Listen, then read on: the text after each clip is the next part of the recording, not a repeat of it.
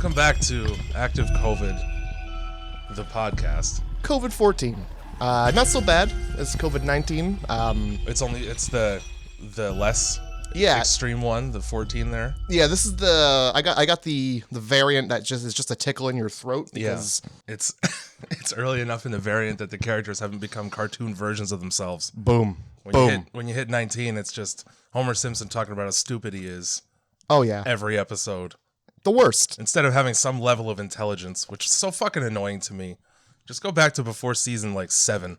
Yeah. That was a good Simpsons. I want the Simpsons where the episodes aren't about apps on their phones and it's about like Homer got his foot stuck in a bucket and Marge is upset and then Bart and Lisa are doing their own thing that doesn't I don't know, they just try to shoehorn all this new technology and all the new they're just trying to make references to things that we get, but then change the name slightly. I haven't seen a fucking Simpsons. I'll tell you, the last one that I saw, and it was forced upon me by somebody else. I can't remember who, but it was like they go into Lego World.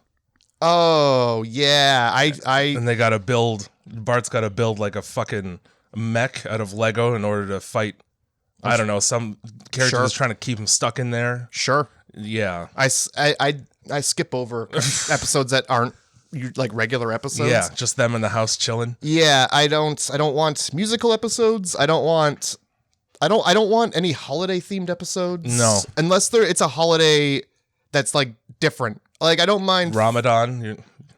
You watch. I was gonna say like when Bob's Burgers does like a Thanksgiving episode. That's not so bad because it's usually you don't see Thanksgiving. It's Halloween, Christmas, Valentine's Day. Yeah. That's the big three. Maybe Easter. I guess there's not too much Easter though, because what the fuck it's just a joke about a giant bunny and that's all you get. Yeah, I don't know how you do Easter without doing Jesus too. It's either Jesus or a giant bunny. And turns out the giant bunny's evil. Yeah. And I just wrote a fucking episode of The Simpsons just now. Oh, see, I was thinking you just like that was like a base to a script for a horror movie right there. Happy Easter. It's Happy Easter. It's got to exist somewhere in the B movie realm. There's got to be fucking Easter Gone Awry, where it's like fucking. Because I'm sure there's also ones for Christmas where the kids stay up too late and then Santa shows up and he's actually like a horrible monster. I'd be into that. Yeah. Well, I mean, he's got to be a horrible monster. He's like, what, 100 years old and like he comes out once a year? He's like the creeper. He doesn't actually have skin or flesh any longer because he's so fucking old. Yeah, and he's just this monster. It's a sack in a jacket. And if you're awake when he comes in, he steals your liver. Mm-hmm. He's only okay with cookies if the house is totally silent. Yeah, and any noise and it sets him off. Mm-hmm. You don't want to be around when Santa sets off. Right in the fucking fairy. Not a creature was stirring. Not even a mouse. There better not be even a fucking sound of a mouse stirring in this house when I get in here. Could you imagine if you could hear mice stirring in your house? I've heard a mouse stir in my house once. And did you call the exterminator immediately? Exterminator? Yeah, he makes it so that the stirring becomes X. Yeah. Yeah. And X gonna give it to you. Then that's something we all can be comfortable with knowing. Yeah, fuck waiting for you to get it on your own. I mean, R.I.P. He is dead. Yeah, he is, isn't he? He's giving it to fucking. Now he's giving it to Jesus in heaven.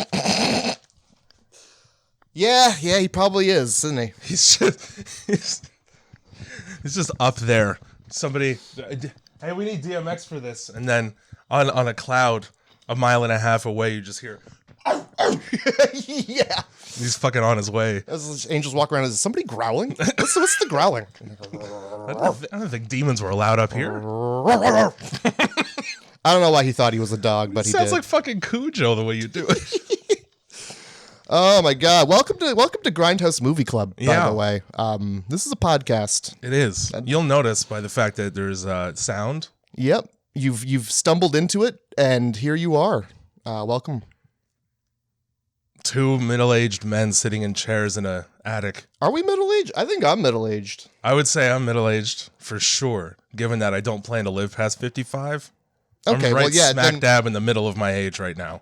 I'd like to live to be like 300, I think. One or the other. Either I die at 50 by my own hand, or I'm a vampire. Yeah, see that's what I definitely want to be like around and just like people be like, oh, why is that house so dark? Oh, you don't know? When you get to be 425, the light hurts. That's what it is. That's why vampires can't go out in the sun. It's just painful. And then I need the blood of the youth to keep myself vital. Like Elizabeth Bathory. Oh my God. So hey, podcast. darkroastcult.com. That's a website. That's the website you could go to listen to this podcast. Or, And I believe, now correct me if I'm wrong, but all of the other listening websites are listed right there on that one. They are indeed. It is a central hub for all the information you need. Central hub is the best way to put it. That we've built a hub, and it's the central one. What's that in Star Trek, the main place where all like the buttons and shit are? Oh, is it the holodeck?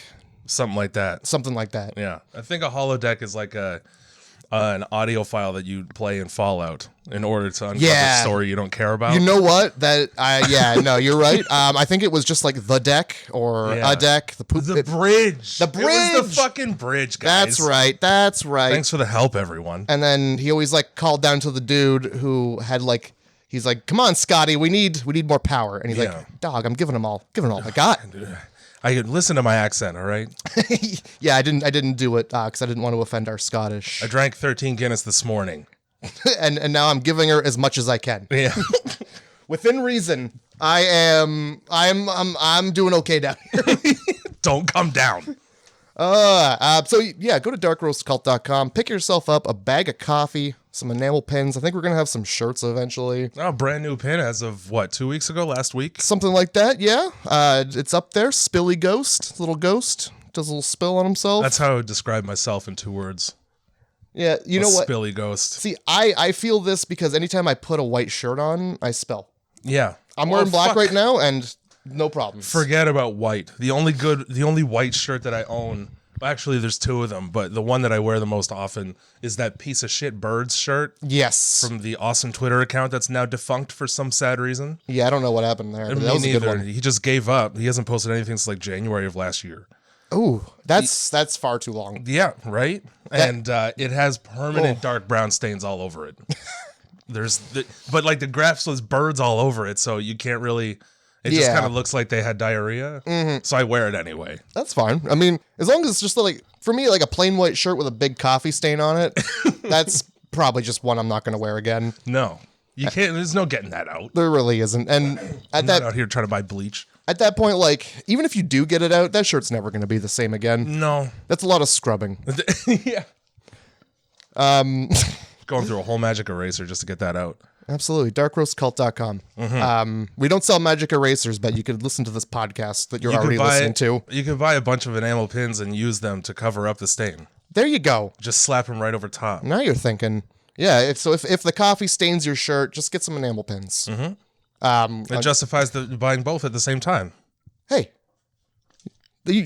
are you a salesman? I sure am. Are you salesing me on some stuff here? I think I'm make your decision for Christ. Buy my own fucking pins. Yeah. Also, Andrew, thank you for the theme song. Woo. Link to Andrew in the description on SoundCloud for sure. It's like a little clickable link. I don't know if I think it's just been putting his username into the show notes. Has it? Okay. Yeah. So SoundCloud.com/Andrew's username, whatever the fuck it is. I do not want to try and pronounce it. Is it Japanese as fuck? Well, it's just got a lot of K's in it, I think. And it's just like, I could pronounce this or I could leave it up to you. Yeah. The listener. Oh, it's like an interactive game now. Yeah. Yeah. Now we're cross-platform. Absolutely. Sorry, I felt a rasp there in my voice. I sort of just let that fly usually. Yeah. I don't mind sounding like I've been smoking 4 cigarettes at a time for 30 years. Well, my problem is like I don't want to be talking and then have phlegm come out onto the microphone. Yeah. Once again with the mouth sounds, the too loud mouth sounds. We can't have that. And that's why I've got this seltzer water right here to wet my mouth. Your whistle? Yeah. So what movie did we do this week? This week we did a movie at your behest. That's right. Called Cube. The best movie I've ever seen. You maintain that to be the case. This movie is probably one of my favorite movies. Well, good. I'm glad. That makes one of us. You know, it's there's nothing like from start to finish. It's got everything I want for a movie. It's weird. It is that. It's like, who would come up with this idea and how did it get made? A fucking monster. A beautiful piece of Canadian cinema, Yeah. too, by the way. I believe to be shot. Now, I'm not 100%, but I believe it was shot in Toronto. I wouldn't be surprised. At the very least, it was produced out of Toronto. I think for sure, yeah, it was like, yeah. Because I saw on the trivia page that the people who produced it, they did it for free, or the VFX, they did for free. Yes, because in it order was to support, Canadian. like Toronto film cinema shit. Fine. Right? I mean, there's nothing wrong with that. See, I thought this movie was a lot older than it was. I thought it was like one of those movies from the 80s. You thought 80s? Yeah. See, I thought late 90s. And you were correct. And I mean, you could also like kind of get away with thinking that it's like an early 2000s movie because it does have that vibe as well. I was thinking it just had an 80s feel about it. Like, these people are trapped in, by the way, spoiler alert, people are trapped in a big cube. Yeah. That's the movie. And to that point as well, 99% of this movie is shot in a box. Yes, it is. So, one box. Yeah, it makes sense for it to be like an 80s B horror movie because the budget Right? so low. It is. And like there's you get some bad visual effects. Yeah. You get Some good practical effects. some good practical effects, but you got those weird digital effects that are so bad. It's like, this is what am I watching? Reboot here? This is and so this is the thing that a few episodes ago we were talking about how a lot of the time with CG things just come out shiny. Yes. So the premise of this movie, I'm just gonna dive right into my synopsis here. All right. Yeah, you got it in 2 sentences, 3 sentences? One? Okay. A ragtag group of strangers die one by one on a futile quest to prove that math is useful. I like that. And I'll explain exactly why math is not at all useful, despite the fact that it's used heavily throughout this movie. There's a lot of math in this movie. Yeah, there's tons. Shit that I don't even... What's a prime number? I don't know. You tell me what a prime number is right now. As a in 2 sentences or less. 32-year-old man, I've never needed to fucking know what a prime number was. Not once. And in any time I needed to know, somebody else knew. Yeah. And you know what else knows? Computers know real well. Absolutely they do. Google. Yeah. What's a prime number? So I believe it's a number that can only be divided by 1 or by itself. Okay. So like if you were trying to divide it by another number, it wouldn't work. Okay. And sure. So like they're fucking going through these, they discover there's so much to go through in order to even. I fucking said that synopsis now because I had something to say about it and I lost it. Okay, well, I'll give you my synopsis. Yeah. Box for box, you got to wear your socks. I don't know why you got to wear socks. It just rhymed. It's probably a good idea to wear. It's just group goes from box to box. Yeah. To box. To box to box. Guess what? Another box. And box. Yeah. So inside some of these boxes, there are traps that kill you real effectively. They do a really good job. Oh, absolutely they do. I was really happy that the beginning of this movie, because a lot of the time, intros, like the purpose of an intro, like a pre-credits scene with like little to no bearing on the movie itself, is to establish the tone and what to expect throughout the rest of the film. And this does exactly that perfectly. A guy wakes up in a box, he goes from one box to another, and he gets fucking killed. Yes, he does. And you go, oh, this is the whole movie. Yep. And like it delivers exactly what it promises. Yeah. And it's just boxes and traps. So yeah, these traps, a lot of them are like brushed metal. Yeah. Which is why the shininess makes sense. Yeah, in this case, the shininess did make sense. I will say, however, the opening scene is probably the worst of the CG. Yeah. It's that... Worst of the CG, but then also like a good like practical scene as well. Yeah, because all you see is like the guy walk into a room, and then all of a sudden there's a grid of blood just kind of oozing out of him. And then like somebody hit a potato with a tennis racket. Yeah, and so then he falls apart. And then you see like this weird chain link fence kind of come down oddly into a weird, unnatural position. Yeah. And then like fold up into itself. Yeah, and then like go away like a Venetian blind. Yeah, like why did it have to fold up into itself and like also be on a weird angle? Like it didn't have to come back down. It's going back to position 1, I think, because it like swings and cuts him. Maybe it could have just stayed right up there in the ceiling where it was at. Yeah, you could have just showed me some piano wires, and I would have been like, "Oh." I got a bone to pick with that a little bit. Okay, because I assume the point of having it like a collapsible murder weapon, is so that it can fit in the very small spaces between these boxes. I guess so, yeah. Because like these traps have to come from somewhere, right? So the one that's in the room that's like sound activated is just like thousands of spikes. Yes. And I think the spikes do that like Russian nesting doll cone thing where they just like press back into each other. Oh yeah, they're what's it called?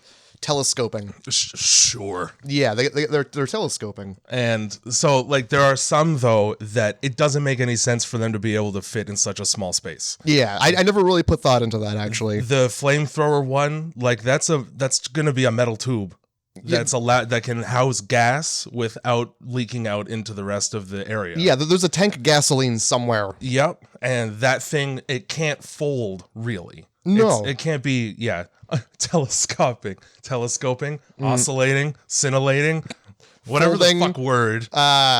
Gating, locking. Yeah, turning, all those things. Cooking. It would have to be, there's got to be a large rigid tube in order to fucking, and it would be the same with the acid tube that burns a face so far into a head. Peekaboo. Here's some acid for you. Yeah, peekaboo. You're never going to see nothing again. Oh my God. It goes right in his fucking eyes. The fact that like he gets that acid in the face and then crawls back to the tube like blindly. Yeah. Pro Impressive. Skills. Yeah. So my first hint that this movie was a Canadian movie is The Wren. You remember him? Yep. He was my favorite character. So because there's like 7 characters in this movie, right? Yeah. And by the way, they're all labeled. Thank you. Yeah. They all have a fucking label on their shirt. Mm-hmm. That's perfect. A fun fact, they're all named after famous prisons. Yeah. And they're all named after prisons that reflect their characters. Yes. Kazan being a famous mental institution. Yeah. For that nice autistic man. Yeah. That trying his best autistic man. He really was. It's a miracle he survived as long as he fucking did, given that he can't bring himself not to go, huh?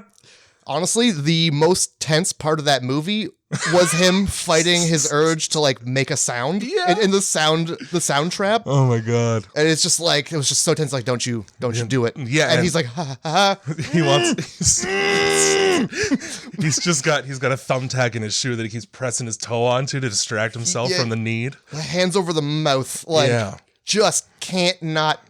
Oh, anyway, we'll get to that. But the Wren, French name. Yep. He's also a character on the show Red Green.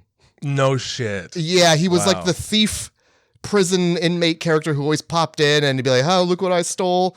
You mean this actor was the same actor that was on Red Green? Yeah. Yeah. Okay. He's also on Goosebumps too. There's him and there's another one that I don't remember who that was also in Goosebumps. Yeah. But that's a fun thing to think about, like how many actors who are still prolific were on a couple episodes of Goosebumps if you're from Canada. Right. Jay Baruchel was all up in Goosebumps. Was he? It was either that or Are You Afraid of the Dark? I think it was Are You Afraid of the Dark? Point, though. With Ross Hull. Yeah. That weatherman. And now he does the weather. He leveraged his ability to fucking tell stories in service of the Midnight Society into talking about tornadoes if they're coming. That's a different scary story. Yeah. The Midwest. A similar skill set. Yeah. Every time that he's got to do like a tornado warning or a severe storm warning to throw sand at the camera. Oh my God. I present for your consideration. Get to the basement. There's a tornado coming. And then he throws, the glitter dust. Yeah, fuck.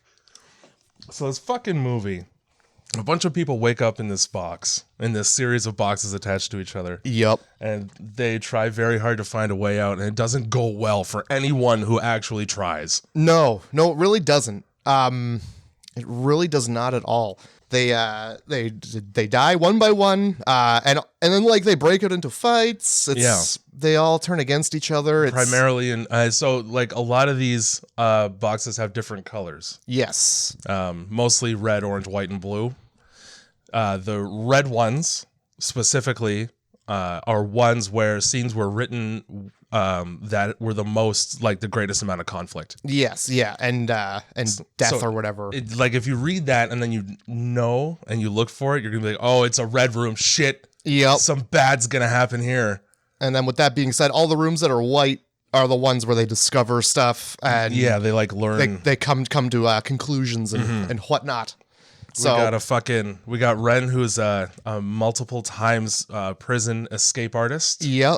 Oh, everybody's got a special skill. That's important to note too. Yeah, everybody's got that skill. We got Worth, who, as it turns out, fucking designed this thing, which doesn't really come in all that much handy. No, he's kind of just a piece of shit the whole movie. Yeah, he's like, well, I don't know, I built the egg. Yeah, and now we're stuck in the yolk. I don't know shit about the yolk, but I'll tell you all about the egg that surrounds it. You got Holloway, who's some kind of doctor. She's like a Doctors Without Borders doctor. Okay, I was gonna say it never really comes into play, but she does. She talks to Kazan for a bit, and right away she talks about being in Chile, and like doing medical stuff. Oh, she okay? I must have missed it's that. like a throwaway line almost. Okay, but, that's probably why. It's like they're talking about how they wound up in this situation, and she's like, "It's like Chile. They get you while you're sleeping." Oh, Jesus. Which is another thing that, like, they don't really touch on all that much in the movie, but like this is like I was reminded of Saw a lot. Mm-hmm. It is very Saw-like. Yeah, it's like you wake up in a fucking room with no knowledge, you got to figure it out for yourself. Mm-hmm. But then also in Saw, like, for the most part anyway, they just grab you when you're unawares and stick a needle in your neck. Yeah, they do. And all these motherfuckers wake up tired, so I can only assume it was the same. Like, oh, I'm going to give you this sleeping juice. Sleeping juice. So NyQuil. Hey, straight into your jugular. How about a glass of wine and some NyQuil, buddy? Fucking Kazan, who is autistic. Yeah, I was gonna say, like, I think it's the best way to describe the man. That's what he is. That's what he's got going on. He does the finger stimming thing, and he does a lot of like slapping his side of his head. And when he's upset, he yells, which is another, because there's that whole aspect of like noise being something to focus on, so that I don't focus on how stressed I am. Yeah, it's like a symptom. Okay, I didn't know that. And then we have Quentin, who is the worst police officer in the world. Yeah, again, he's the same kind of cop like in Cabin Fever. He's that kind of cop. Just useless. Although it's very obvious that as a child he took some kind of martial arts, because he spent the first 2 minutes of this movie just flipping people. Yeah, he does that a lot. There's a scene where he fucking takes Worth and throws him through one of the doors to another. Yeah. And so these cubes are all 14 by 14. Something like that, yeah. And I don't know how they're all, like, all the doors are in the dead center of the walls. So that means that he threw a guy 6 feet into the air. Oh my God. And then 6 feet in distance as well to get him all the way into the other cube. I didn't even think about that. Have you ever tried to pick up and throw a person? It's incredibly difficult. You generally rip their clothes trying to do it. Yeah, gravity doesn't let that happen. Oh my God. So I don't know why he's got fucking Hulk strength. I didn't think about, this guy in public school, he was, for track and field day, he probably, what's that one where you just throw the baseball? Is it shot put? I think it was called like softball throwing. Yeah. Sorry, my public school, when we did track and field, it was very rinky dink. Well, the shot put ball itself is like it's like a 3-pound solid carbon weight. So I don't know if they want kids just chucking those around willy-nilly at each other. Yeah, you're probably right. So you can use a softball. But they gave us javelins. I'm kidding. I didn't get a fucking javelin. I wish I went to your school. Yeah, we would have had a few less kids if we had javelins. Yeah, dude, it's the professional version of lawn darts. Throughout this movie, everybody's got their theory about how this cube has come to be. Before they figure out that Worth was like hired to build the outer shell or whatever. And it's all based on like things that character would believe are true. Yeah, so you got Holloway, and it's like only the government could make something this ugly. Yeah, and what the fuck? What experience did you have with government buildings and the people therein? Yeah, to make you be like, Trump built this thing. This is a Trump cube. Yeah. Starts with a tower, and now he does a cube underground. You know how the cubes, the government loves their squares, right? Well, look at this. They love their squares and like weird Illuminati symbols painted all over them. They do. I can understand where you draw that concubtion. I'm just going to kill myself tonight. Concubtion. Missed, however, the best character in the whole movie, who is Levin, who I don't know how fucking... They never establish how old she is. Yeah. But I'm thinking high school. She's definitely like a 27-year-old trying to be a high school student. Yeah, that. And then like, so in the movie, how old is she? Because she's obviously a math major, but she doesn't call herself a math major. Yeah. It's not like she's going to school specifically to study math, although it seems to be suggested that she is. Yeah, and she's doing like complex math too. It seems, I mean, like calculating coordinates and high-level prime numbers, I could see that being something that like 12th grade advanced math kids would know how to do. Maybe, yeah.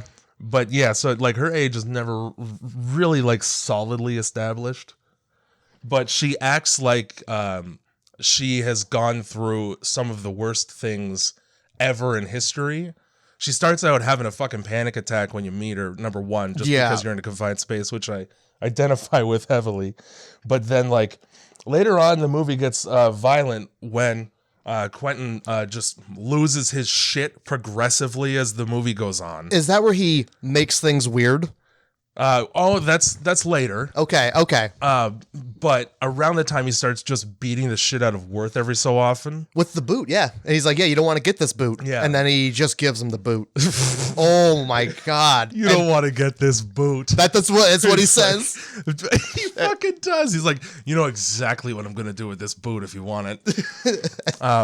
But yeah, like he starts putting Worth's life in danger by giving him internal bleeding to like his kidneys and liver and shit. Yeah, and then Levin turns into a bit of a psychopath in that the violence that she's seeing for somebody her age doesn't really affect her at all.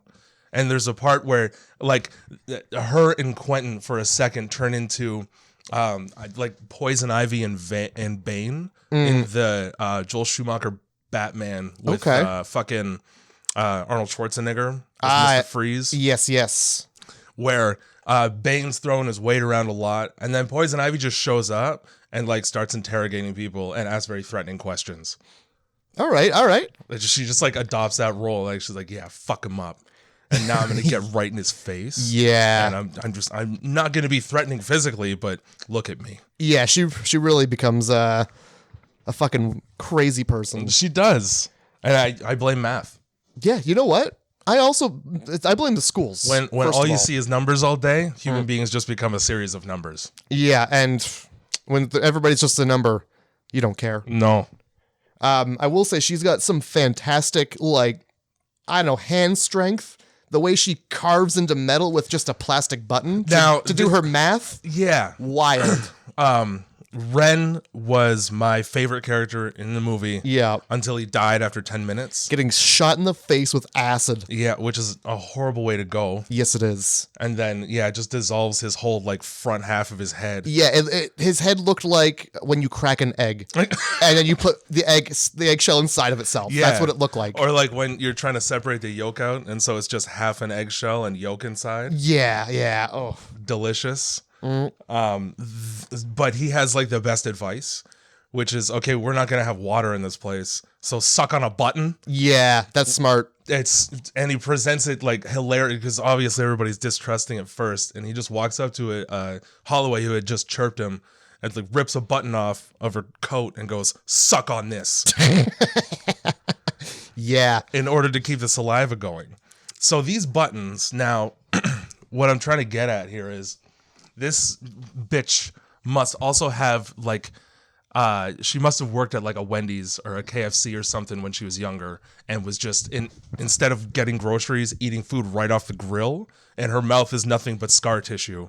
Because if the button is so sharp that you can carve math into steel, oh my god, yeah, and you're sucking on that thing, you have no feeling in your mouth. Oh my god, that's the worst canker sore you'd ever get. Oh yeah, like the fact that she doesn't just have bloody teeth from just the cuts and slices. No, she's just good. Just spitting out blood as she talks. Yeah, it's... I don't know. I would never think to suck on a button, but I'm going to start sucking on buttons. Yeah? You're going to suck on the world's sharpest button? I'm going to not only suck on the button, but I'm going to like spit the button out at the right time when we really need a button. Like say we get into a jam and we're like, oh shit. I wish we had something where we could prop this door open just a little bit and far enough to get our fingies in there. And then I'll come out of the darkness. Hey guys. Just right into someone's other mouth. Yeah. I immediately thought of Drag Me to Hell.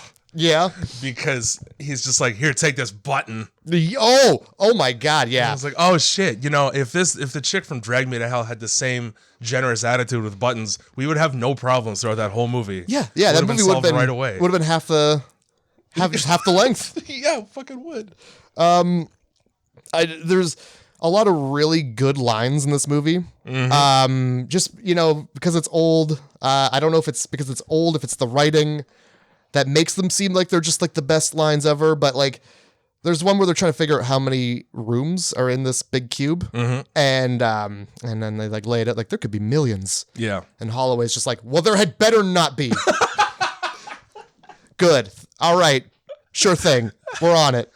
Also, like, she has some weird aversion to swearing at the very beginning. She's like realizing after talking to the other people once they meet what kind of situation they're in, and her version of Jesus Christ is holy cats. Yeah, so weird. This situation merits a more extreme swear word than holy cats. And you know what? You're in a room with like 5 people. I don't think any of them are gonna mind if you say nobody gives a fuck. Yeah, exactly. And they swear later on in the movie too, so it's not like, oh, I better protect this Mormon sensitive ears or something. Oh, there's a child in the room. I better say gosh dang it instead of God fuck shit ass.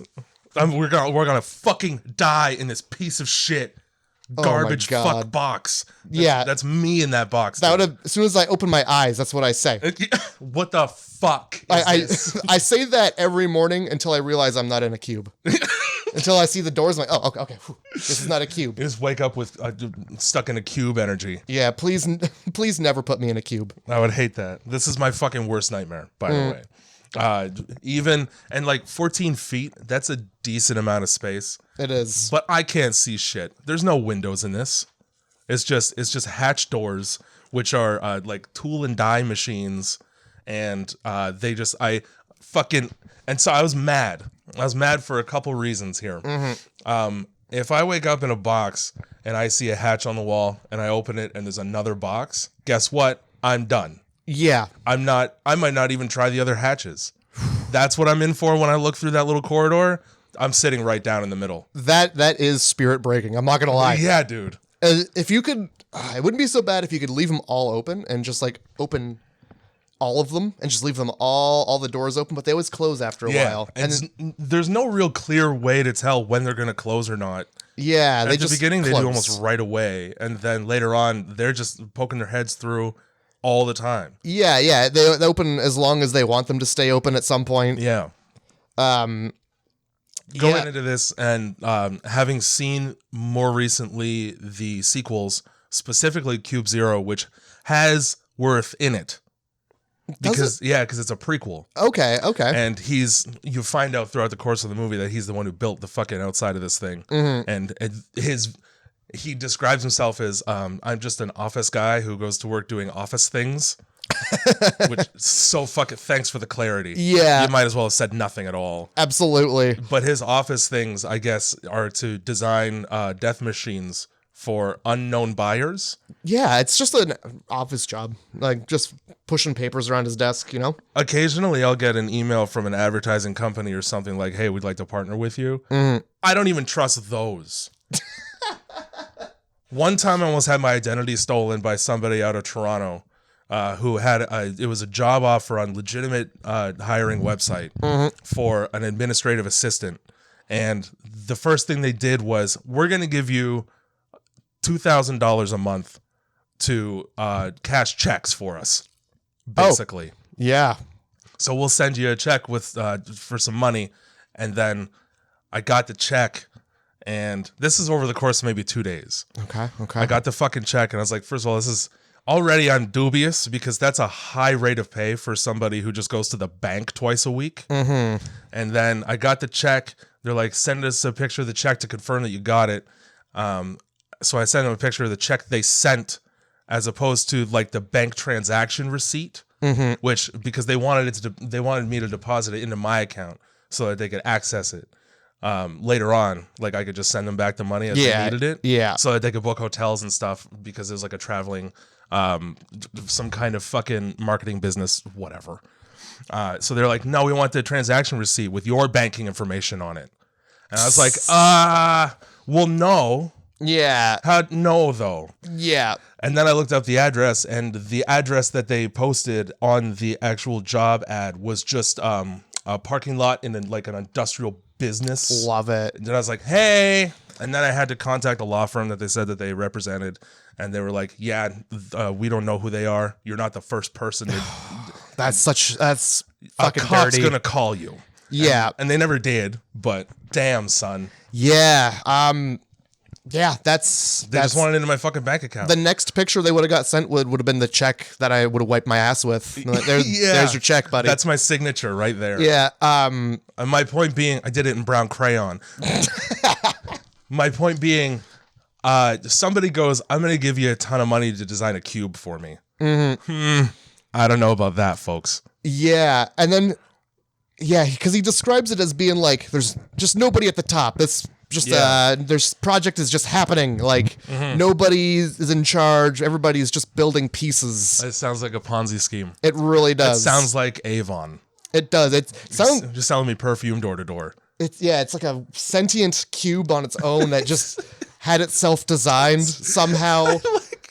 What's the fucking, I think it's Levin, that her knee-jerk reaction is, it's fucking aliens. Yeah, and everybody's like, oh, let's not do aliens. And I thought of you right away. Yeah. Because I was like, if Matt woke up in a box with all of these weird symbols that seem to look like a foreign language almost, a space language, he's going to think this fucking aliens. Oh my God. We're abducted in his mind. That was my first thought. Yeah, absolutely. Like, well, who else would build something like aliens? Yeah, it must be aliens, dude.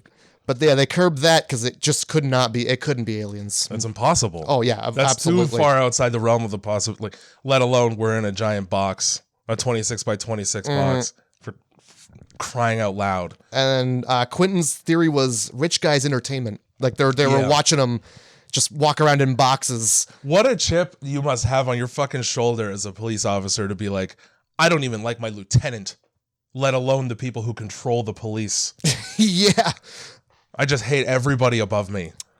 Fucking cops, man. All cops are bastards. I wrote that down. as soon as he started going wild, I was like, yeah, typical cop. Well, here we are again. Typical cop, bastards. Yep. We're just going to throw a weight around. So what would be your least favorite trap? Going cube to cube. What trap, if you encountered it, would be your least favorite? So I was a little bit disappointed by this movie because I remembered it having more death by traps in it. I think you're thinking of the next two. Yeah, there's only two real like trap deaths. Oh, good elbow slam just then. That was my elbow. Hope you liked that. I didn't actually. There's the one at the beginning, and then there's fucking Ren, and nobody else dies. Everybody else dies by like hubris and mean people they're stuck with. Yeah, those are the two things that you get. My least favorite would be one where the walls slowly close. Okay. Okay. Yeah, that one's go fuck yourself, die. I'll slam my head against the floor until I die. Yeah, I mean, take yourself up before the walls do. Yeah, because then you're just sitting there waiting to be like squished. Yeah, I don't even like tight hugs. So fuck all that. I'm not a fan of like those telescoping spikes that we talked about earlier. You didn't like those? No, like because like it's a sound trap, right? Yeah. They were all fine. They were like, oh, it's good. And then all of a sudden spikes. So like, of course I'd jump in. I'd be like, oh, hell yeah, we're fine. There's no worries at all. The second I hit the ground, I'm full of metal. Yeah. And like, it's going to happen so fast that like your body's still going to be like alive. Yeah. And There'll be aware. brain synapse and like just enough time for you for 10 seconds to like look at the shreds of yourself on the ground. Yeah.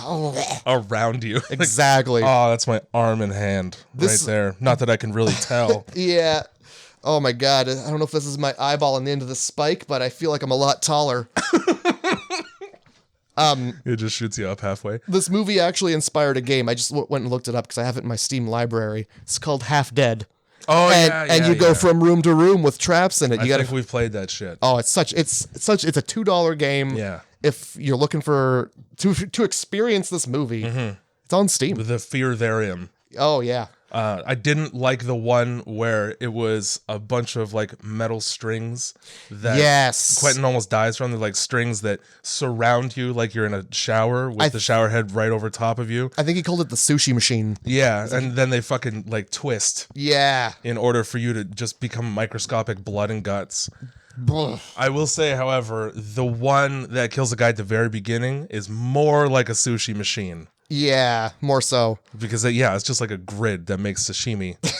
I'm pretty sure that's how you make sushi. People shimi. What would be your strategy?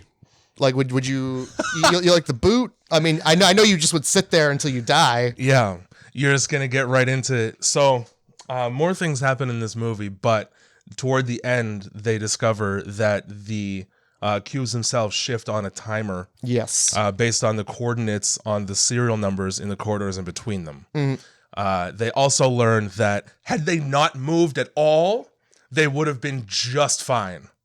Yeah. So guess what? My strategy, I get right out of there. Yeah, you do. No fucking problem whatsoever. Yeah, you do. One of the cubes in this series is a bridge. To bridge the gap between the outer shell that Idiot built and the actual series of cubes inside. And that's the one they start in. It's important to note there's like a gap. Yeah. There's a gap between the cubes and the outer shell. That's at least 14 feet. Yeah. Probably. And as a matter of fact, it's exactly 14 feet, not counting the outside diameter of the cubes. Because when Quentin inevitably gets slid crushed, yes, he does. there is not enough space for meat. He just becomes a smear on the wall. Yes, he does. It's like a little red crayon drawing.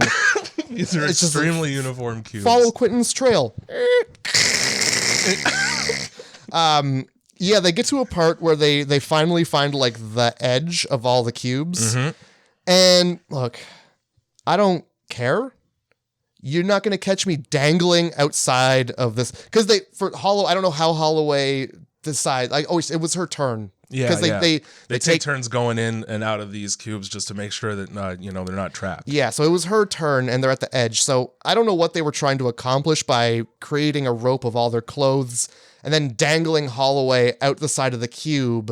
What they wanted to do, I believe, was to get her to swing across the gap to the outside wall that clearly had nothing to grab onto. Yeah, exactly. So why would you bother? You wouldn't catch me. First of all, hang out there. Swinging voluntarily, I don't think so. I would be immediately just like, pull me up, guys. It's just as I thought. Nothing. It sucks out here. Yep. Get me in. So there's like the fucking, it looks like acoustic foam on the outside of these. Yeah, it does. If you were a boulderer, you'd be just fine. Yeah. If your job is like fingertip mountain climbing, you can get up and down the outside of this cube without issue at all. My hands are getting sweaty, and you're just talking about an activity. About it. That's not good. I wouldn't imagine you even, like, you'd stick your head out, look down, see that you can't see the bottom, and go, nah. Yep. I know you guys really don't want to backtrack, but I'm backtracking as far away from this as I can. Yeah, for real. We're going to find another door. Yeah. This door's bad. This is a bad door. This is a bad door. Yeah, the coordinates on the inside. Yeah. And so they got Levins doing this math, right? Mm-hmm. And because she's the only person who knows a lick of math. Yeah. In this entire cube. Like, I don't know math. No. But I noticed that everybody else in the room, they're very trustworthy. They're just like, oh, yeah, I don't want to do math. That's what I was going to say. Yeah, like, I would at least, it's my life dependent on it. I'm going to look at the math. I'm just going to be like, okay. Might do a little plus and minus on a wall somewhere or something just to make sure it adds up. I don't understand that this 14-year-old girl is telling me. Yeah, I would like to make sure at least, it looks good it's to within me. the realm of possibility before I stick my head into a mincing machine. Yeah, but everybody's just like, okay, yeah, math. You got the math? Yeah, that's fine. That's fine. Math is hard and you know how to do it. So. I don't even have my calculator on me, so yeah, no, you're good. You're good. Don't worry. My God. Yeah, they take her at her word really quickly. Yeah, that's after having an argument like for fucking 10 minutes about why they're in there even. Right. She's just like, hey man, it's math. Cool. Oh, sure. Yeah. You know what? That's probably better than me thinking of something. So you got this. You got this. Yeah. So, because Holloway she's hanging there. She gets dropped. She gets dropped by Quentin after. Now, Quentin's whole thing is, and he says it twice. That's why it's this whole thing. He's capable of reading people like he's an X-ray. Yeah, I thought that was a weird fucking line. It's an odd thing to compare yourself to. Yeah. There are other things that also read that don't just read bones. Yeah. That's all that X-rays read is fucking bones and cancer. Sometimes both at once. Yeah, they're looking for clouds and bones. Yeah, so his whole point is that he can figure out who people are really quick. And he doesn't really ever display that talent. No, he does not. All he does is feel like Worth is suspicious, and then Worth outs himself. Yeah. Like he doesn't... Quentin's not out here trying all that hard. Now, and on top of that, Holloway... gets dropped right out of that cube. Oh, she does. Because she was able to read him better than he could read anything in the whole movie. Yeah, there was a throwaway line and she's like, that's why your wife left you.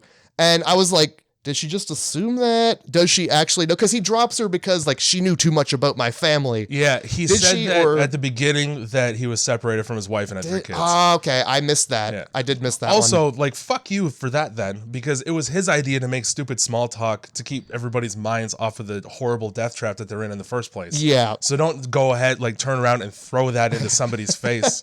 Yeah. Now, the best part of that conversation... though, on top of that's why your wife left you, which is just so rude. It is. She ups the ante even further by being like, also, you like little girls, don't you? Oh, yeah. And then... she does say that. She apparently hit the nail on the head so hard that the nail hit back. Oh, yeah. Because he slaps her dead in the face for that. Yeah, he does. You'll notice, however, that he does not say that it's a lie. And then he massages Levin's neck so good. Yeah, he makes it real. So the second Holloway dies. Yeah. Quentin takes over and he rules with an iron boot. Yeah, he does. It takes him like 10 minutes to just start whooping Worth with a boot. Yeah. All right. The doctor's gone. I'm Hitler now. Yeah. I'm going to do something no doctor can fix. Just gives him the boot.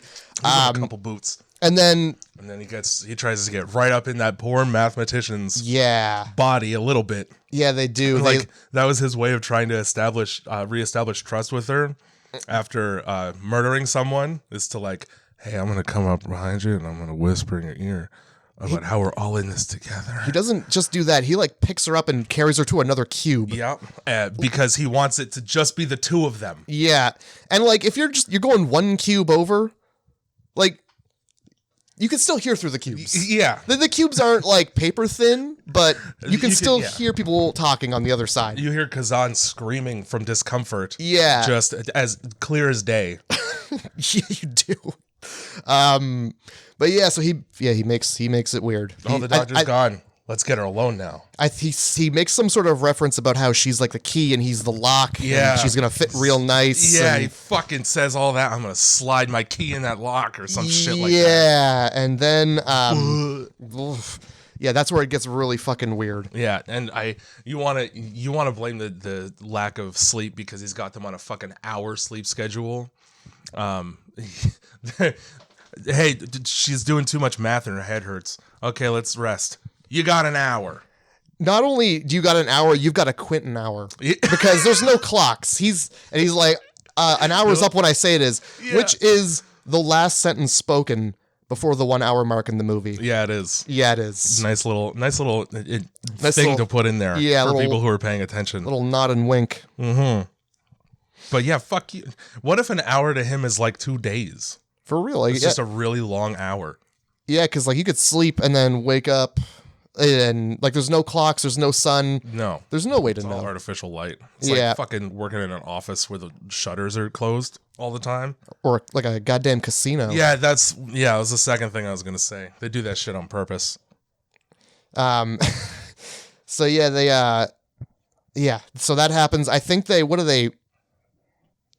keep moving despite the fact that Quentin became a creepy weirdo. Yeah. And they like keep like a 10-foot like diet, like a whole perimeter around Levin the whole time after that, because he like keeps kind of swooping in. She's like, no. Yeah. You keep in your corner. Stay back, freak. Yeah. And then they come back to the room that Ren is in, and that's when they discover the rooms move. Mm-hmm. The rooms move. They sure do. And Quentin goes from like beating Worth with a boot to being like, you know what? Maybe you're right. Yeah. So this Sorry about is that boot, my friend. kind of a thing that I think is like good character writing, as unfortunate as it is. Mm-hmm. But like abusers, like career abusers, which also explains why he's a cop. Yeah. Have basically 2 rounds in the chamber.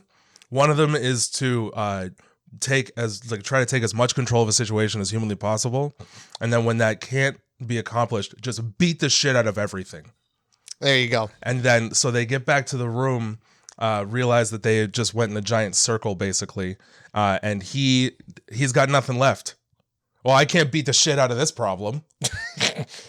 This problem's got acid face. Yeah, and I don't want to touch it because it'll probably get acid on your fingers. Yeah. So then, yeah, he just he just sobs. He's Good. he's just a big piece of shit the whole movie. And then Turns into a drooly baby for like 10 minutes. yeah, he tries to ditch Kazan too at one point. Yeah. At the sound trap. That's what it was. Mm-hmm. They were like, we'll just leave him. We'll come back for him. And then Holloway's like, no, you won't. Now, Levin also had no intention of coming back for him That's fair. whatsoever, which again, psychopath. And then they figure out that he's the only one who can like help them get out because It turns out the math is even harder math than we thought. Yeah, I guess none of these guys had watched Rain Man previously. You see that hand move like that? You're like, Yeah. oh, that's the smartest person in this room. He's computing. That's me counting. 1, 2, 3, 4, 5, 6, 7, 8, 9, 10, 11, 12. Yeah. No, he's yeah. I don't know why they didn't like. Hey, numbers, man. How about you? And then he goes, yeah. I bet all your of them. numbers are your All of them. favorite thing, aren't they? But he hates the color red. Yeah, it's because red, when broken down into its 2 combination colors, equals 23. He just hates the number 23, like Jim Carrey. Oh my god. That makes sense. All right. I mean, it does. Mm-hmm. That was a weird fucking movie. Love that movie. I don't like watching Jim Carrey have sex. So anytime Jim Carrey's gonna have sex, Really like aggressive, animalistic hardwood floor. yeah. sex. I mean, good on you, Jim. Yeah. As a child, I watched you in The Mask, so it's not something I'm like prepared to see sometimes. You imagine fucking Jim Carrey talking out of his asshole while he's plowing a girl? Oh yeah, can I ask you a question? Or like even just like That's his pickup line. even worse, like him like going from behind and then doing that to like her butt cheeks. Yeah. Just Come in, Jim. having a conversation with her ass from behind. Oh, yeah, I'd hate. Oh my god. That's not good. Yeah. So back to the move. Ditching Quentin was a great move. Yeah. When they For all that, suddenly he becomes fucking Superman, and he can see through walls because it takes no time for him to catch up. Oh yeah. Despite probably because they drop him down one into another cube and he busts his head open. Yeah, which is like that's like some Rambo move there. It was awesome. Because he opened it from underneath, or did it just open up?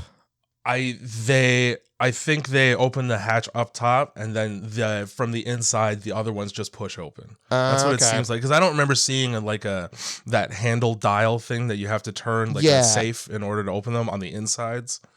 So it could be that they both.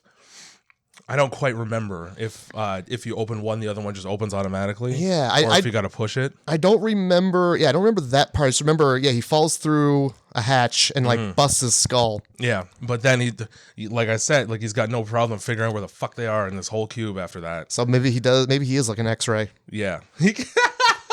Turns out he can use X-ray vision. Yeah, like this. So the second you see him like bleeding from the head, you're like, oh well, that's not the last we're gonna see of him. No, because you didn't double tap. Yeah, you can't just solve a problem like that. You definitely got to drop a brick. Yeah, for sure. Or a boot. Give him a taste of his own medicine. Yeah. But then they get 8 cubes ahead, and boom, there he is. Hey, man, I'm right here. So in addition to being on the walls, obviously there are also hatches on the floors and ceiling. They find out that they got to use a ceiling hatch at some point, and again, had I not already chosen to sit down until I starved to death, when I find out I have to fucking climb across 7 feet of just scratch that chair of ceiling on nothing but bars and hang. Yeah, like I can't even do the jungle gym on a playground. I'm not getting up there. Yeah, absolutely. What's your fucking upper body strength that's just an option for you? Yeah, there's no going up for me. No. At all. Like even climbing halfway up. Yeah. You're talking about hanging from a bar. My hands are just moist. You'd be having a terrible time getting from one to another. You're just like, I'll just take the trap room and try to be real quiet. Absolutely, yeah. Fine. Like even when they move through the trap room with the sound trap where you gotta be quiet. The fact that they were able to hang from monkey bars and not grunt. Yeah. That's a skill. That's a skill I don't possess. I literally wrote that. Where is it? Because I gotta find it now. First of all, math is the most boring thing to make a passage of time montage about. Yeah, that was. There's a whole montage in this movie where it's just shots of Levin fucking looking at numbers and reading them. Yeah, and then I think Quentin's just like, yeah, you read that math. You know, gear up scenes, a lot of the time it'll be something cool. Fucking Batman's putting his codpiece on. You get to see his like nips and ass in the suit. Or people are just fucking the Matrix, and they just swing in shelves of automatic weapons. I fucking love that scene. Nah, man. Math. We need math. Lots of math. And then, just equations swing in on shelves. Yes, pi. Perfect. This is the one I wanted. It's the longest. Anyway, I did literally write fucking. I can't even use the jungle gym without grunting. Yeah. There's no way. I'm dead. Yeah. The second I go. Yeah. Just like pulling myself up. I fucking can't even climb stairs without making noises like that. I make that sound sitting up sometimes. There's no. Yeah. There's no getting around it. If there's a room with a sound trap, I'm dead. Yeah. I'm dead right away. It's over. I'll cough quietly or loudly. And with the sound trap, I had my one qualm of the entire movie. Okay. Of the entire movie. I had a couple. You had a couple? I had one for sure. And it's that with the sound trap, and they're like, oh, why didn't the trap, why didn't it go off when the sound of the doors? Oh, they must have rigged it so it doesn't. Mm-hmm. Cool. There's your answer. Cool. Good. We're not going to go into the logistics of how that's impossible or anything. Had you not put that in there, I wasn't even thinking that. You wouldn't have thought of that? I was like, holy fuck, spikes. They said that, and I immediately started paying attention to, and this is the thing, right? When they're moving through that room, the Kazan there gets his fucking pant leg caught on the handle to the floor hatch. If these spikes know what these hatches sound like, just kick that shit off of you. Yeah, for real. It becomes a whole thing where he makes a noise. Almost. He opens his mouth to make a noise. But thank God he has that. Like, chill. Come on, don't you grunt. Don't you. You save it. You can make all the noises you want once you climb through the hole. Pretend you're in church. And then goes over and like helps him, and it's supposed to be this really tense scene, but it's like, oh, you're stuck on a hatch. Nah, just fucking done. Yup. It is not going to respond to the hatch noises. For real. There was that, and then also the fucking speed with which Worth opens that door. If we've established that it doesn't react to the sound that hatches make, fucking rip that hatch open and get out of there right away. Yeah, for real. And that's a thing in this movie that pissed me off so bad, especially at the end. When there's urgency, move fast. Yeah. All I'm saying. You already know the doors are going to close. Yeah. You're in the cube. You know it moves. You know you have an amount of time to get out into the sunlight that's clearly visible. Yeah. Don't stand there appreciating the fact that there's sunlight. I'd be shoving people out of the way. 100%. Get me the fuck. One time I was stuck in an elevator because I happened to be friends with idiots who jumped and got it stuck between floors. We pried those doors the fuck open, and the only thing that stopped me from leaving immediately was my fear of getting cut in half. That's a good fear to have. That's a fear that's going to keep you alive. However, when the two, I don't know, maintenance people or whatever showed up, and they were like, give us a second, we'll go get a ladder. I went, fuck that, and I left that elevator immediately. It took no time for me to leave that fucking elevator after that. Yup. I scrambled up that shit like I was starving and there was food up there. Yeah, no. That should be your motivation moving through this cube. When you're in a situation, it's get out. So don't be so goddamn slow is all I'm saying. Yeah, because they hesitated long enough for Quentin to catch up with them and ram a pole through him. Yeah. So much so he lifted... Levin must weigh like 8 pounds because he lifted her up off the ground with ease. Yeah, well, he also fucking threw Worth through one of the hatch doors. So that's fair. That's fair. He's got super strength. Kazan is the autistic one in the movie, but Quentin's the one with the retard strength. Jesus Christ. All right, well, I mean, you do, there's a bit of a point there. Another thing that fucking Quentin says right after massaging this poor girl's shoulders is, it's time to go down. Yeah, he does say that. Oh my. I was really hoping he was referring to like down, like to the next cube down. Like, hey, we're going to get out of here. Let's go down a cube. I'm sure, but at the same time, I think he knew exactly what he was saying. I know. Quentin has like, cause yeah, there's a couple good lines. You got Holloway with hers. Quentin, however, I don't know if you remember this gem of a line. I remember a couple. You're all dried up inside there, aren't you? That's your fucking problem. Too much heat, Quentin. Too much fucking heat there. That's why you got called a child rapist. Yeah. You accused a woman of being barren. Yeah, like... You opened the fucking door right there, man. Yeah. First of all, you have to live in this cube. It'd be nice. Yeah, come on. Come on now. Stop trying to open up horrible cans. You can say things, but... Have some wherewithal, because you got to live in this cube for the next however long with these people. Until you die, Good ostensibly. God, Quentin. Chill. I think it's kind of ironic that he's the one who can read people, yet anybody who watches this movie is going to be able to tell that he's a dick from the fucking very start. Yeah. The first thing he does really is grab a guy and like rip him through a hatch and throw him onto the ground. Yeah, karate style. And then he's like, oh, I'm sorry, but are you? Yeah. What were you... What was the plan? Beat a guy to death for no reason? I assume there's danger. I'm just going to shoot first and ask questions later, quite like a police officer does. Yeah. It's all that training. It is. Fucking cops are always bastards and always on edge. I did also write down you're all dried up inside there. So we were going to get to it eventually. Yeah. I definitely was like, hey, hold on now.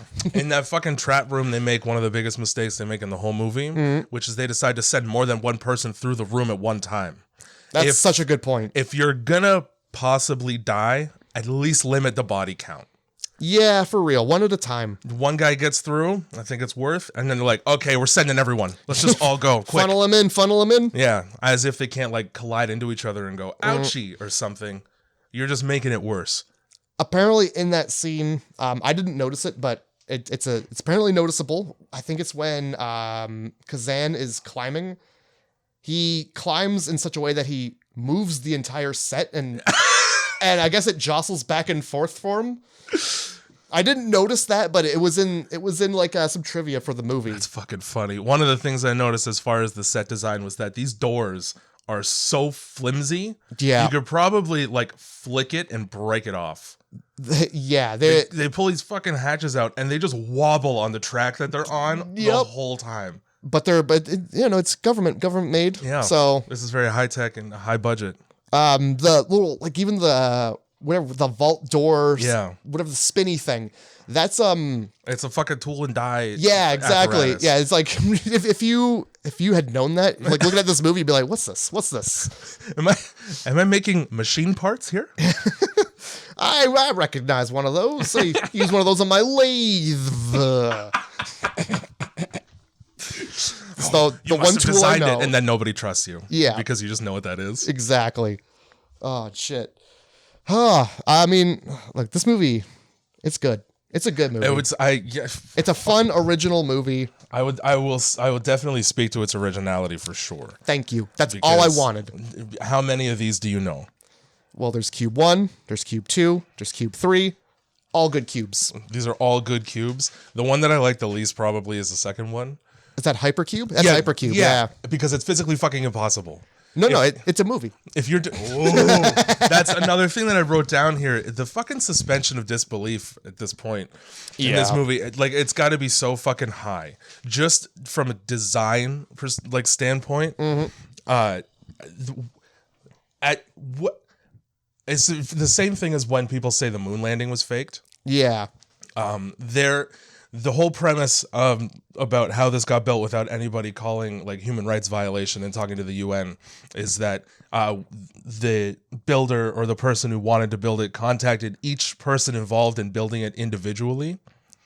You're going to sit there and tell me that you could shut up every single one of those people about what you're making? Yeah. And Holloway's like, well, that's how they keep it quiet. They just, they make sure nobody can talk to each other.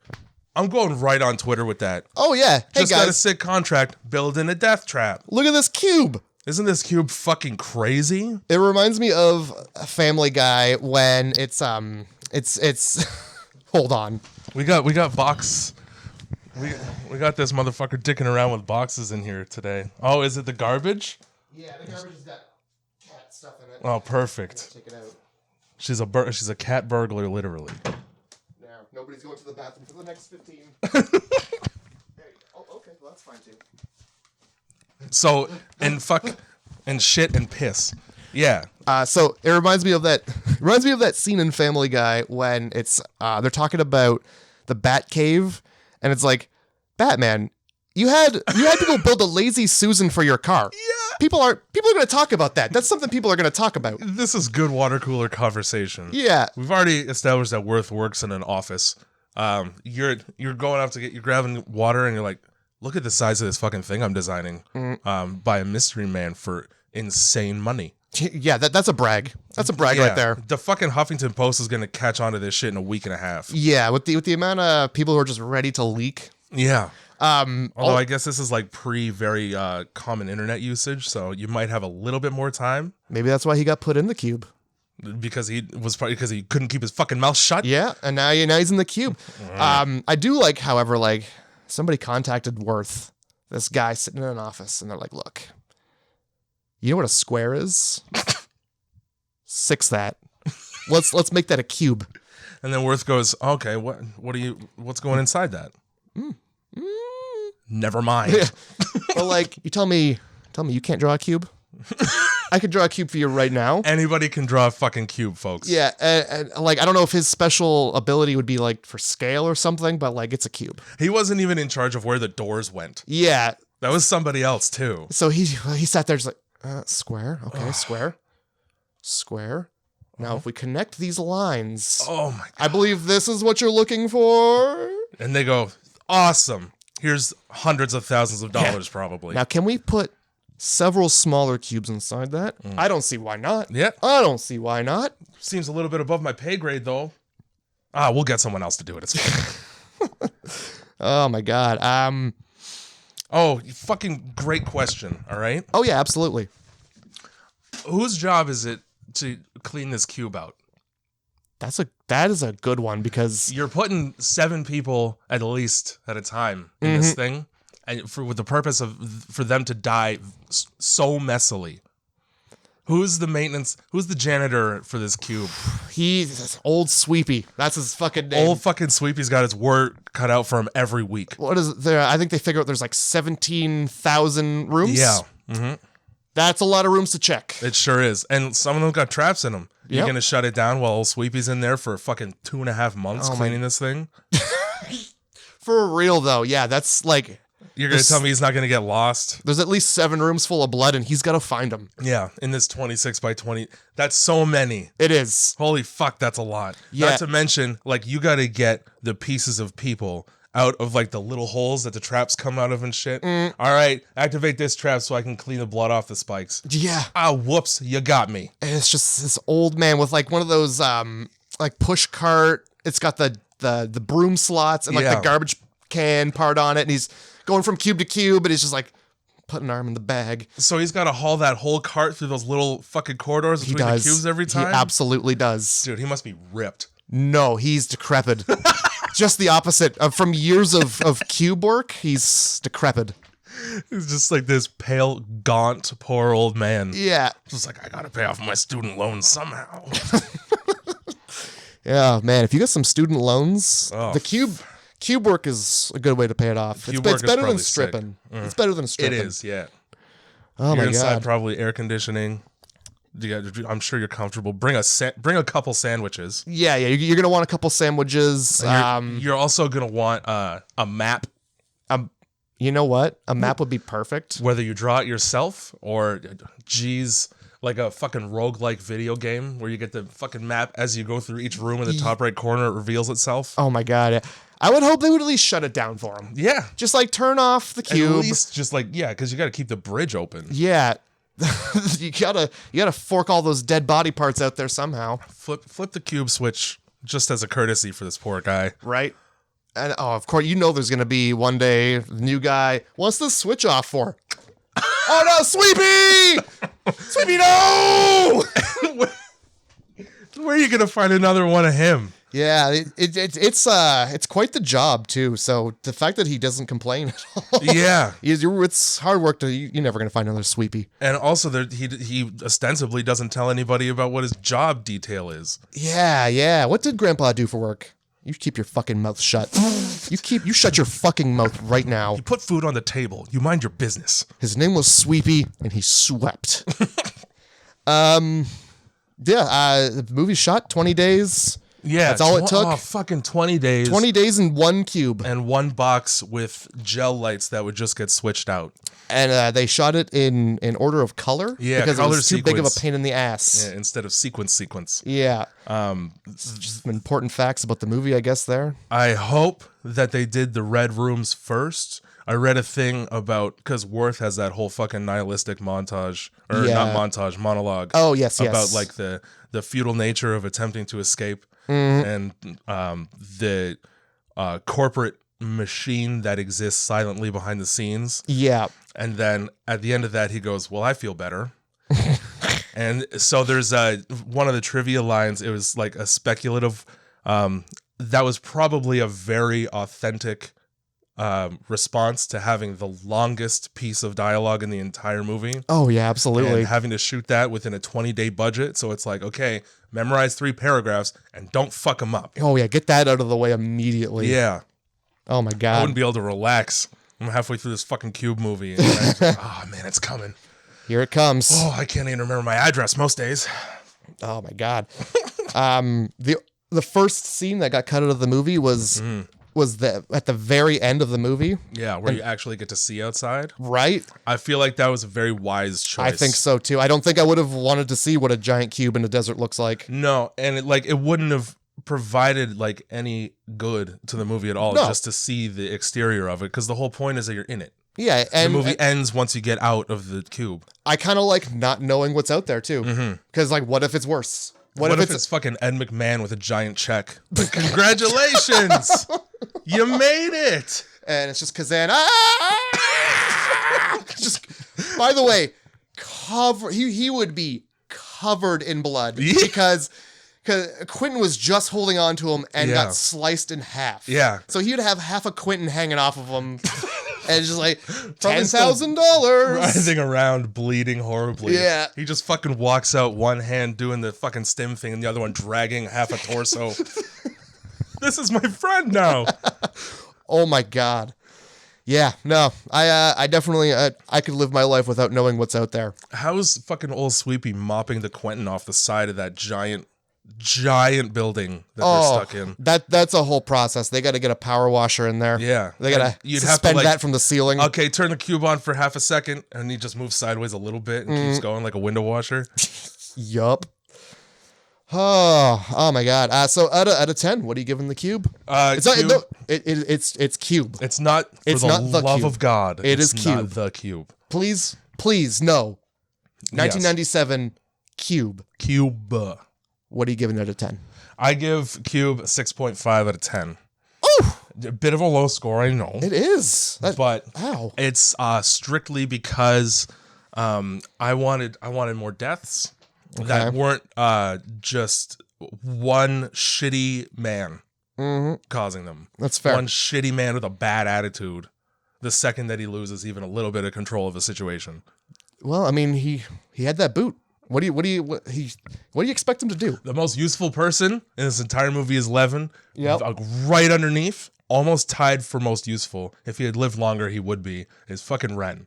Because he shows up when they don't know anything about anything, and he's like, hey, I'm taking my boot off and throwing it into this room first, so I don't have to stick my head in here and have it decapitated. Yeah, didn't he and the button thing? And he put his head in there and he like sniffed, he's like, this room doesn't smell right. No. And it was like it smells like dry air. Yeah. And then so it's like it senses the moisture on your skin when you get in there. It must, yeah. Yeah. So he knew so many fucking things. He would have been somebody who was in 6 jails. He knew a lot of things. Yeah, I'm so mad that he died right away because that would have been a great character for the movie. Yeah, he's probably overpowered, and so that's why they killed him off. Yeah, it's like, oh, we're out of this cube in 30 minutes because I'm still here. They dangled the meat in front of them and then just fucking yanked it away. Here's the guy who's gonna get you out. Acid face. Acid face. Matter of fact, we're moving a trap into this room just to get him. Yeah. Here's the guy who's going to get you out, and here's what the inside of his head looks like. This is what he's thinking. Yeah, try and tap those thoughts. Damn, 6. And so I wanted more trap deaths. Okay. And I wanted... There were a couple other things that were like less egregious that don't really matter all that much. I really wish that they had just been able to sense that Quentin was a fucking asshole and been like, bye, like way early. Everything would have gone so much more smoothly. Yeah. And he really provides nothing but brute strength as like a plus to having him around. It's not something you really need in a cube. No, because it's a finite amount of space. What are you trying to do? He's not particularly helpful. He's pretty selfish. Nothing to lift. He tries to ditch half the group. Yep. And it's like, okay, well, how does it feel now? And I would have just done the same thing where to just kick him down a hole. Yeah. And leave him. But we're scrambling through cubes after that. We're putting distance between us and him. God, yeah, for sure. Look, I know I shouldn't do this. I'm giving it a 9. You're gonna 9 it up on cube. Nostalgia. Yeah, well, that's a strong factor. Like I shouldn't be basing it off of nostalgia, but that's bumping it up. I'll be honest with you. Like I would say, probably had I not seen Cabin Fever a million times and loved every second of it, it wouldn't have gotten such a high score from me either. Okay. So Fair you're enough. not the only one who nostalgia rates things. All right. Because like, this is one of these movies that when I was at my dad's house and I was a kid, I flipped on. I was just like late night flipping through channels, come across Showcase, and it's like, what's this? Oh man, Showcase. It was. I didn't catch the first part of the movie. So I had no idea what was going on, but I sat there and I watched the whole fucking thing. For those of you who don't remember actual television, yeah, Showcase was the best channel on Canadian TV for R-rated movies and the softest core of porn. Well, you don't have to blow up what I was looking for. Flipping through channels late at night, but that's cool too. You get two people humping on a couch, and it just looks like they're rubbing up against the couch the whole time. Look, that show's called Red Shoe Diaries. You just know. And one time I saw it, they were in space and they were floating around, and I just like, this is too much. That was the Jason X episode. Oh, I fucking love that movie. That's gonna be another 9 out of 10 for me. Yeah, I'm gonna have to watch it again and see if it holds up like that.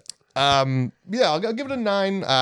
It's Canadian. I like that. It's true. There's a lot to be liked about it. It's scored deliberately low for me because I was underwhelmed. It didn't hold up to my memory of it. Fair enough.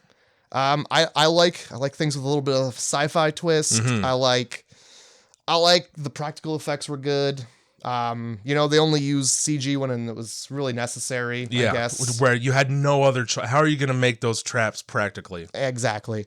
And then, 9, it just reminded me of a simpler time where just like movies were there and you watched it and you're like, okay, I feel good about this. Yeah. Nobody's guarding galaxies or eliminating half the population with a glove. The movie didn't follow like it followed like, normal plot kind of movies, but it wasn't like, I don't know. It felt different and original.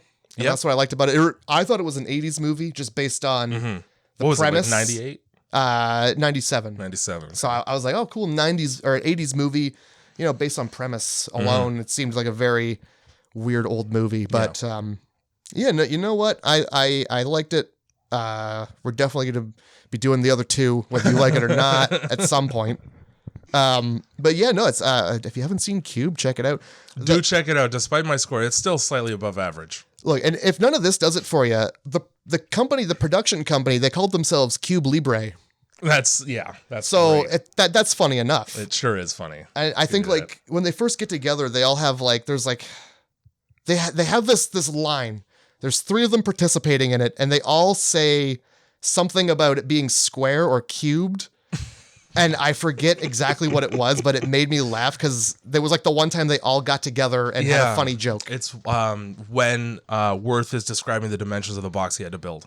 Yes. He says it's whatever, 26 fucking meters cubed, something like that. Yeah.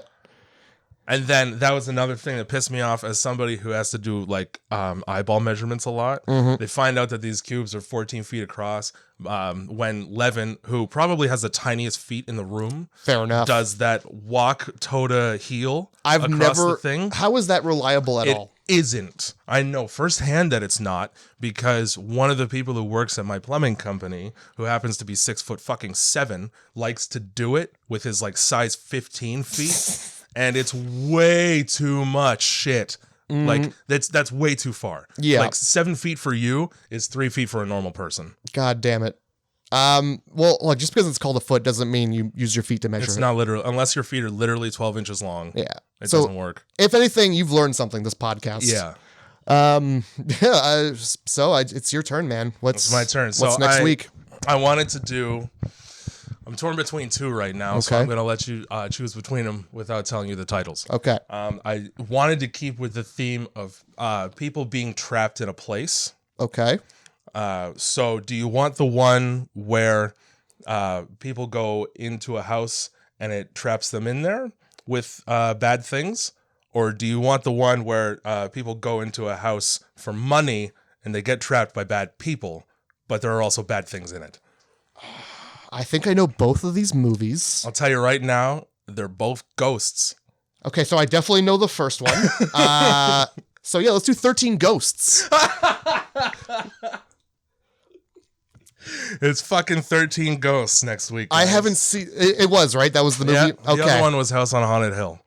Okay, I haven't seen that one, but that one, yeah. So I was super torn between them. Oh my god, 13 Ghosts. That's one I again watched when it came out as a kid, and then never watched it again. So I'm excited to see what because I don't remember what it was about. I just remember there was a bunch of ghosts, and it was like science. Yeah, there's definitely supernatural science involved. Okay, and there's Matthew Lillard, who you may know, as Shaggy from Scooby-Doo. Fuck. And he's also in Good Girls. And I don't know what that is. So it's this new show on Netflix. Oh, so he's old now. Yeah, and I didn't realize it was him until his voice cracked, and I'm like, holy shit. Is that what he looks like now? It's fucking Shaggy. Yeah. He's thickened in the face. Yeah. With age. I mean, that's what happens. That's life. And yeah, you're probably right. But I didn't recognize him until his voice cracked, and I'm like, get the fuck out of here. He's in an episode of either fucking House or Grey's Anatomy as well. I can't remember which. Wouldn't be surprised. But he's just like a music dad. Good old music dads. Yes. And there's videos. He fucking apparently plays very good acoustic guitar because there are videos of him online doing that. Okay. Oh, you know what? I've seen this. I follow him on Twitter. Yeah. So he's one of my personal idols. One of the reasons is because of 13 Ghosts. Okay. He's such a sarcastic asshole. Okay. The whole movie. I'm excited. Yeah, get stoked. I forgot. I had one point I wanted to make. Kazan, Yeah. the guy who looks like he looks like Michael Rappaport or whatever his name is. You know what I'm talking about? Yeah, I do. How is his last name pronounced? Because it isn't how I pronounced it. Rappaport. You added Rappaport? Okay. It's like trying to spell banana. You added too many NAs. Yeah, I Mississippi'd that shit. Yeah. So yeah, the whole time I was just like, that's funny. He looks like that guy. He did look a little bit like him. I'll give you that. I was trying to do that like this is like the poor version of other people thing here. Mm-hmm. And for fucking Quentin, he looks a little bit like what Lawrence Fishburne used to look like when he was younger. Maybe? Like if you watch or Donald Glover was the other, not Donald, but Danny Glover. Okay. Whichever one was in Lethal Weapon. Like if you were to go back, maybe, yeah. And like he used to have like a mustache, and his hair was a little bit longer. He looks a little bit like that. And then Levin, I just got Christina Ricci. Okay, fine. That's fair. All right, 13 ghosts. Yeah, man. Okay. Well, stay tuned. 13 stoked. Any words to end this podcast with? I think that was bad enough.